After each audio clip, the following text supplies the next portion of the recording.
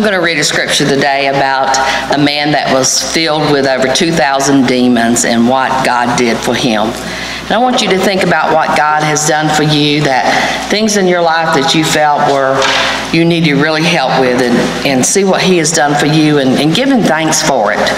Because His grace is sufficient today, just like it was back when He walked on this earth. So with the faith of a mustard seed, you can move that mountain. I'm going to read today from Mark chapter 5, verses 1 through 20. They came to the other side of the sea, the country of Gerasene, and when they had stepped out of the boat, immediately a man out of the tombs with an unclean spirit met him. He lived among the tombs, and no one could restrain him anymore, even with a chain, for he had often been restrained with shackles and chains, but the chains he wrenched apart, and the shackles he broke in pieces. No one had the strength to subdue him. Night or day, among the tombs and on the mountains, he was always howling and bruising himself with stones. When he saw Jesus from a distance, he ran, and he bowed down before him, and he shouted to the top of his voice, "What have you to do with me, Jesus, Son of the Most High God? I adjure you, by God, do not torment me." For he had said to him, "Come out of this man, you unclean spirits." Then Jesus asked him, "What is your name?" He replied, "My name is Legion, for we are many." He begged him earnestly not to send them out of the country. Now there was a hillside of a great herd of swine was feeding, and the unclean spirit begged him, "Send us into the swine, let us enter them." So he gave them permission, and the unclean spirits came out and entered the swine and the herd, numbering them about 2,000, and they rushed down to the steep bank into the sea, and where they drowned in the sea. The swineherds ran off and told it in the city and the country. Then people came to see what that had happened. They came to Jesus and saw the demoniac sitting there, clothed and in his right mind, and the very man who had the legion, and they were afraid. Those who had seen what had happened to the demoniac and to the swine reported it. Then they began to beg Jesus to leave their neighborhood. As he was getting into the boat, the man who had been possessed by the demons begged him that he might be with him. But Jesus refused and said to him, "Go home to your friends and tell them how much the Lord has done for you and what mercy he has shown you." And he went away and began to proclaim in the Decapolis how much Jesus had done for him, and everyone was amazed. So this week, let somebody know what Jesus did for you. So I've always loved horror movies. I mean, I've known that about me. From cinematic masterpieces like Alfred Hitchcock's Psycho, that it took 10 years to convince my wife to watch with me, to low-budget, direct-to-video monster movies where the people wear that rubber suit and the microphone keeps dropping into frame and the acting is terrible. I have fond memories of picking up stacks of terrible horror movies from the video store to stay up late and watch them with my dad. And maybe that's why this particular story is one of the few that I remember being taught in Sunday school as a 6th grader. It reads like a supersized version of The Exorcist, starring Jesus himself. The writer of the Gospel of Mark must have been drawn to stories like this as well. The way Mark writes, he tells every story as short as possible.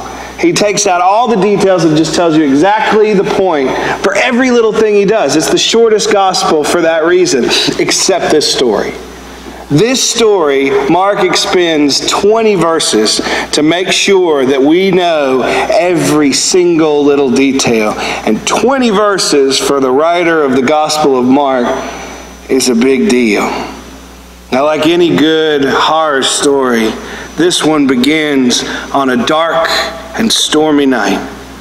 Jesus and his disciples have just left Galilee and are traveling by boat to a city filled with Gentiles, people who are not Jewish and worship any number of gods.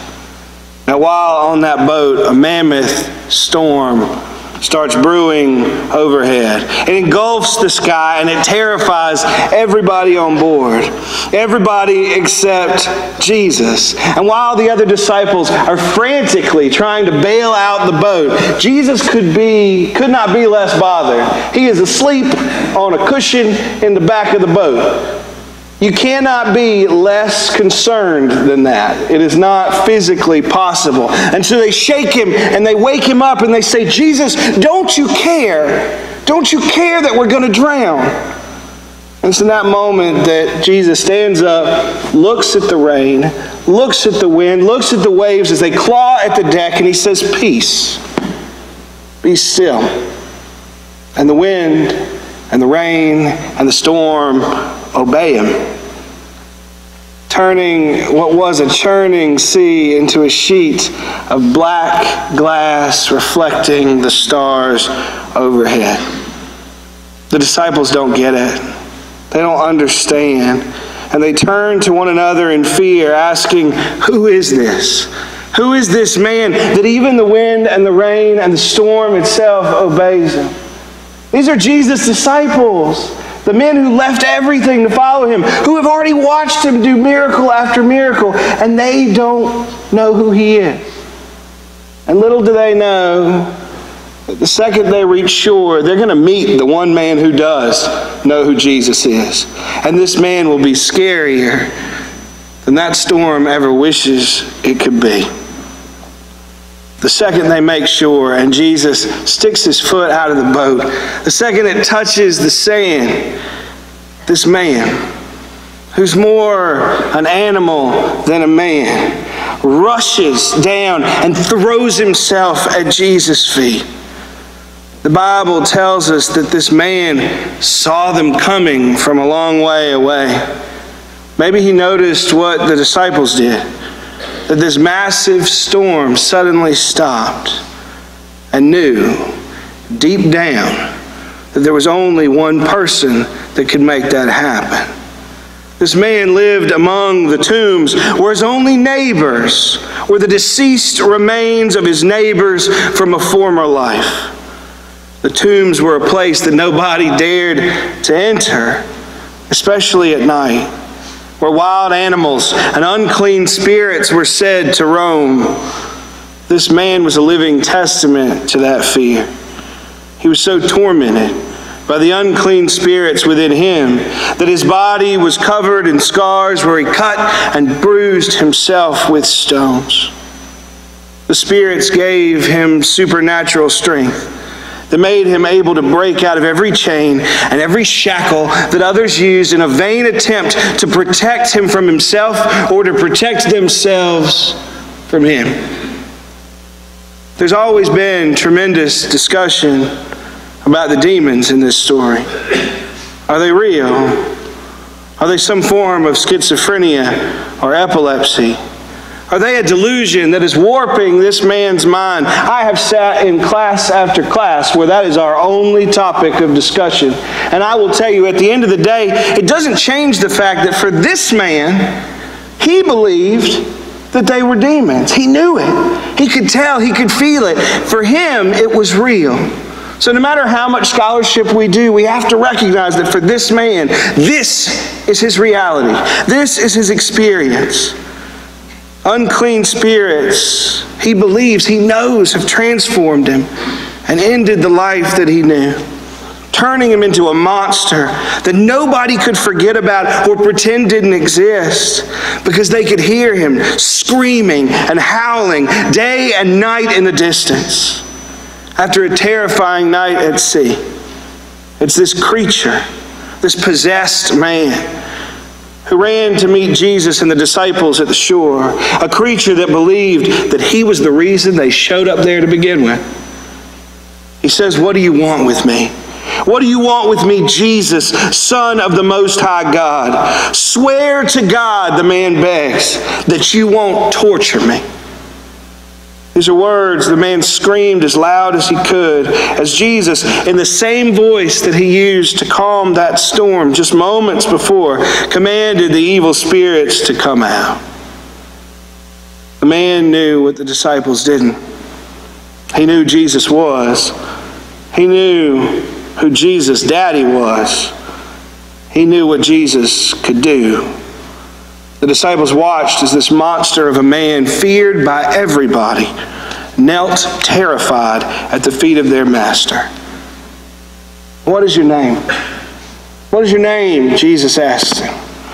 Now, it was common at this time for exorcists, and that's what they're called. Exorcists are people who are called to remove evil spirits from others. It was common for them to learn the names of the demon that they are dealing with, because it was believed that in calling out the spirit by name, it would lose some of its power. The exorcist would then continue to command the unclean spirit to leave in the name of something more powerful. Now, when we know this, we can see what just happened here. This is the same tactic that this man tried on Jesus himself. This man just tried to exorcise Jesus. He turns to Jesus, calls him by name, and in the name of something that he believes is more powerful than Christ, asks him to leave him alone. He tries to do an exorcism on God's Son using God. And it doesn't work. It doesn't work. And so he is forced to tell Jesus his name. And he says, "My name is Legion." Legion, because we are many. This name matters. It matters because this area was under the control of Rome, a global superpower that stationed their army throughout the countryside. A legion, a Roman legion, was a unit of about 5,000 Roman soldiers. There was a legion stationed in that area, the 10th Legion, and it had been there for 25 years. Jesus hears this name, and he knows what this name means. And he realizes that this man doesn't believe that he is being tormented by a single spirit, but by thousands. The 10th Roman Legion was the name of that legion that occupied that place. And its banners and symbols stood as constant reminders of the fact that it was Rome who ruled and controlled these people. People knew what a legion was. And I want to share something with you that is really strange. The Roman legion, the 10th Roman legion that was in this area, had a symbol that appeared on coins and flags and banners everywhere. And that symbol was a pig. Of all the animals, it was the same animal that stood at the center of what was probably the strangest request that Jesus had ever been asked. In a single voice, the legion within this man begs Jesus not to cast them out of the area, but instead to send them into a herd of 2,000 pigs feeding nearby. "Send us into the pigs," Legion says. "Allow us to go into them."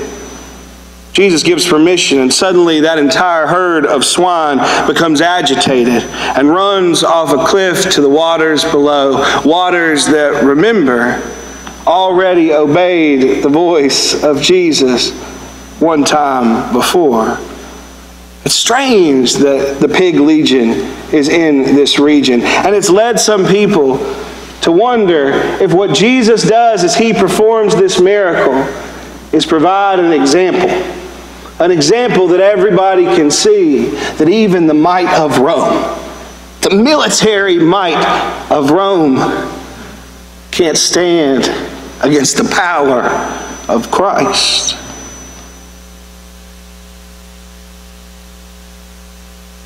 The people in charge of the pigs are not happy about this. You can probably imagine that.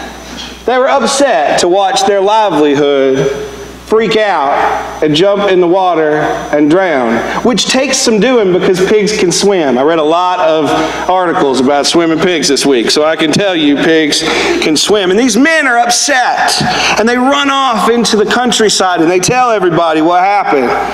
And soon a crowd of people comes back and gathers around Jesus. They gather around the disciples, and they gather around this man that they know they're supposed to be afraid of. and what they see terrifies them. Here's the same man that broke through chains, that howled from the tombs day and night, and he's sitting among them. He's clothed, he's calm, and he's in his right mind. The people should be happy. They should be relieved. They should be excited that their neighbor is okay. But they're not. All they feel in that moment is fear. And they beg Jesus to leave them. It's not hard to see why they would want Jesus gone. They ask him to leave for the same reasons that we all do. The same reason that Jesus would be captured and killed. They know that if Jesus stays, he is going to continue what he started doing that day. He's going to continue to care for others, and it is going to require something of all of them. Sure, people will be healed and changed if Jesus stayed, but it's going to come at the expense of the status quo. Jesus is going to reintroduce the unwanted, the undesirables back into their midst, forcing people to learn how to live among the very people that they have been taught to fear. For these people, the life of this man was not worth losing those pigs and the money that those pigs would bring. They were content living their lives the way they were, listening every day to the painful screams of their tormented neighbor, as long as they didn't have to lose something to free him. Jesus embodies a radical disruption to their ordinary lives, a revolution. If he stays, then they will be called to give up the things that they think matter, called to love the people they'd rather not look at, called to accept that Jesus is the living God among them instead of the idols they have been raised to worship. If Jesus stayed, they will be called to change. And it's far easier not to. It's far easier to remain indifferent, to remain selfish, to endure what we know rather than risk altering it. These people want no part of the change that Jesus brings, and so they do the same thing we do when the change that Jesus is offering to us gets in the way of how we are living our lives. They tell him to leave. So Jesus does. He climbs back in the boat. The newly healed man desperately wants to come along. He pleads with Jesus, the man who saved him, to let him stay with him, to become a disciple. And for the first and only time in a story filled with everybody begging Jesus to do what they want, Jesus says no. This man lived his life feared and loathed by others. There's little question that he heard countless terrible things that they said about him. Insults, loathing comments, people wishing that he would just die and rid them of his presence once and for all. And yet none of these jabs probably cut as deeply as that one word, no. This man had been transformed and saved and reborn. All he wanted was to serve Jesus, to live his life in the glow of God's love. And Jesus tells him no. It must have crushed this man, broken him to his core. Jesus had to know that this man would feel this way. But Jesus has other plans for him. Go home, Jesus says. Go home to your family and to your friends, and tell them what God has done for you. Share with them the mercy that God has shown you.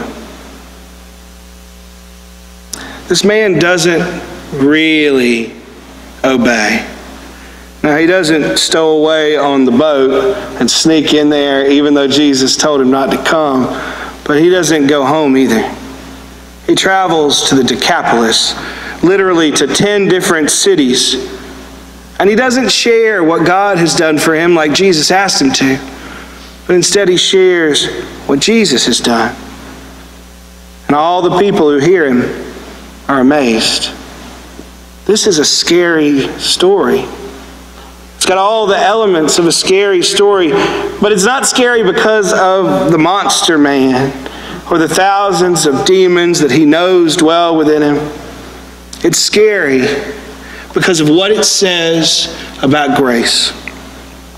Of all the people that Jesus could have chosen to be his first non-Jewish missionary, to be the voice of the gospel to a people who had never known God, Christ chooses this man, the man who ran naked through the woods, who screamed and howled from the mountains, who lived among the tombs and broke out of shackles and chains.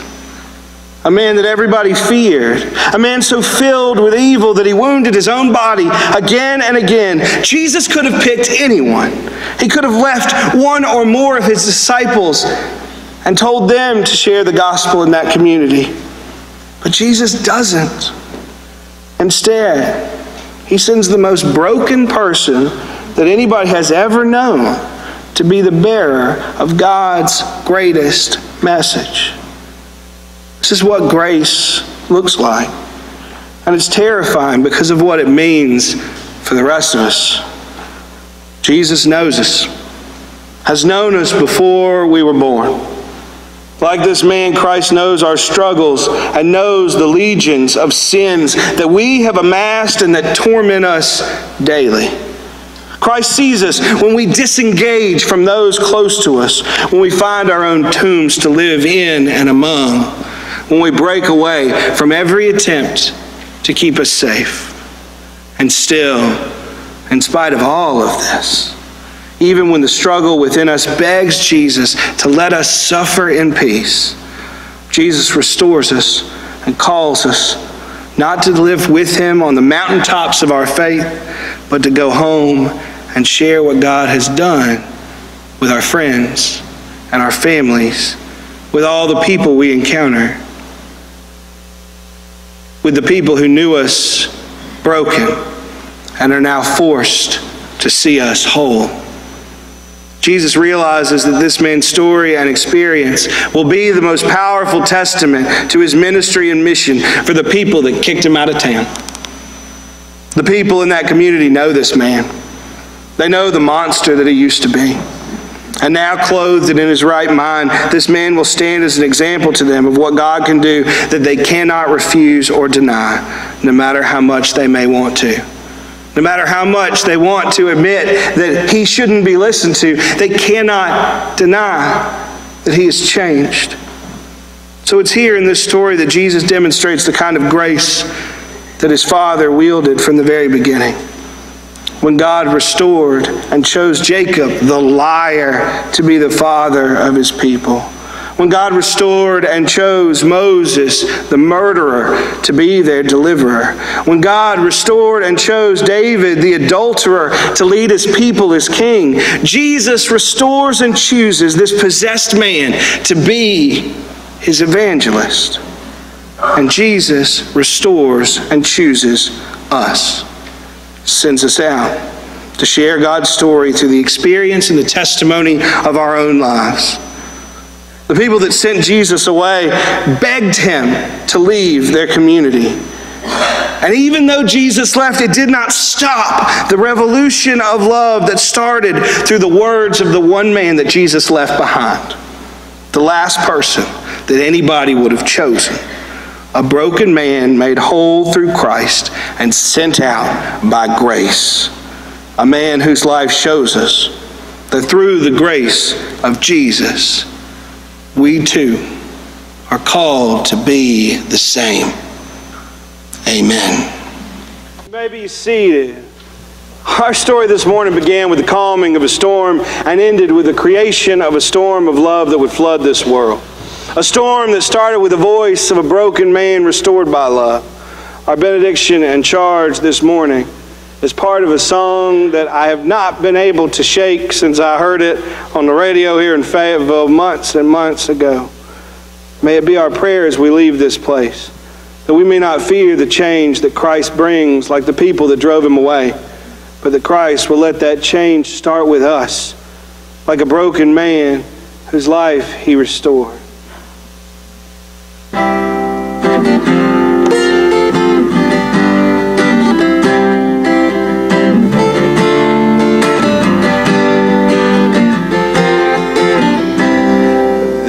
There's a dawn rising on a brand new day. There's a strong wind stirring across the ancient graves. There's a voice that's calling, will you be set free? There's a change a-coming, let it start in me. Let it start in me. Let it start in me. There's a change a-coming, let it start in me. There's a revolution gathering o'er the sea.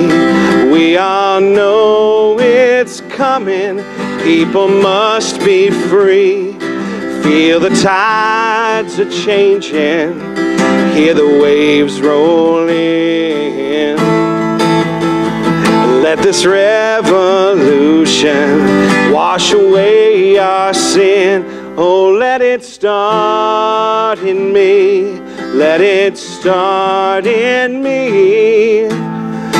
There's a change a-coming. Let it start in me. Let it start in me. Let it start in me. There's a change a-coming. Let it start in me. Amen. When Jesus